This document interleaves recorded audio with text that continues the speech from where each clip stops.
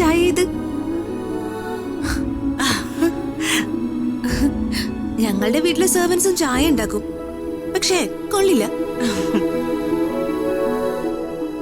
യാമിനി ചെറിയമ്മ ഉണ്ടാക്കുന്ന ചായയായിരുന്നു എന്റെ ഫേവറേറ്റ് ചായ. പക്ഷേ ഇനി മുതൽ ഇതാണ് എന്റെ ഫേവറേറ്റ്.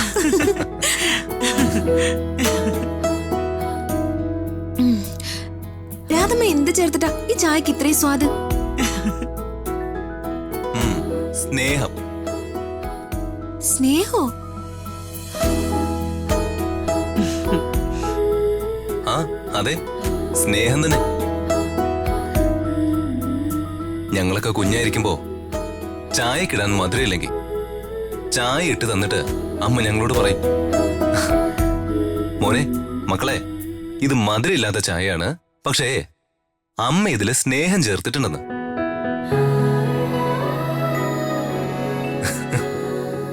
അപ്പൊ ആരാണോ ആദ്യം ചായ കുടിച്ച് തീർക്കുന്നത് അവർക്കായിരിക്കും അമ്മയോട് ഏറ്റവും കൂടുതൽ സ്നേഹമെന്ന്.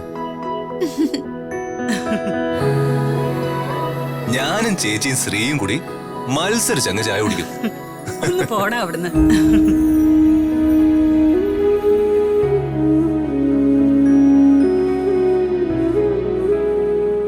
ശരിയാ, അമ്മമാര് സ്നേഹത്തോടെ തരുന്നതിനെല്ലാം ഇതുപോലെ സ്വാദായിരിക്കും അല്ലേ രാജു?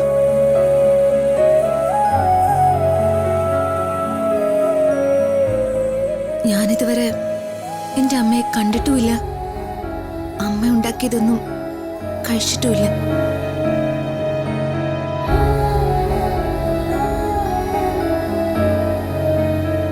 അയ്യോ, രാധമ്മ വിഷമിക്കണ്ട.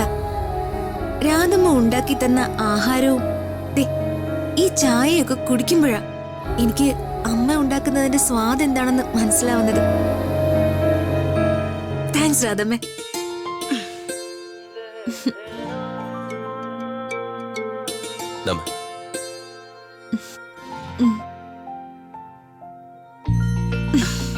ആ ഗ്ലാസ് ഇങ്ങ് തന്നേക്ക് മോളെ.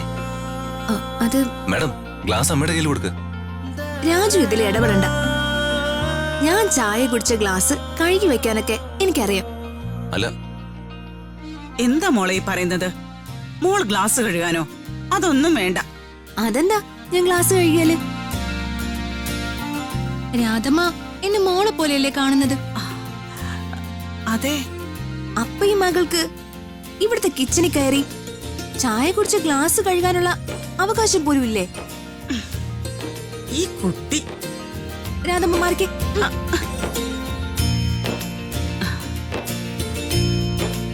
കൊട്ടാരത്തിലെ രാജകുമാരിയാ, എന്നാലും എന്തൊരു എളിമയാ. ഋതികമ്മയുടെ ഒരു പാവണമേ. പാവം മാഡത്തിന് അമ്മയുമില്ല. വർമ്മ സാറാണെങ്കിൽ ഋതിക മാഡത്തിനോട് ഒരു അടുപ്പവും സ്നേഹവും കാണിക്കുന്നുമില്ല. പാവം രാജു, വർമ്മ സാറ് ഋതിക മോളെ നിന്നെ ഏൽപ്പിച്ച് വിടണോന്നുണ്ടെങ്കിൽ നിന്നോട് അത്രയ്ക്ക് വിശ്വാസം ഉണ്ടായിട്ടാ. കണ്ണിലെ കൃഷ്ണമണി പോലെ നീ ആ കുട്ടിയെ കാത്തോളണം. നോവിനാലേ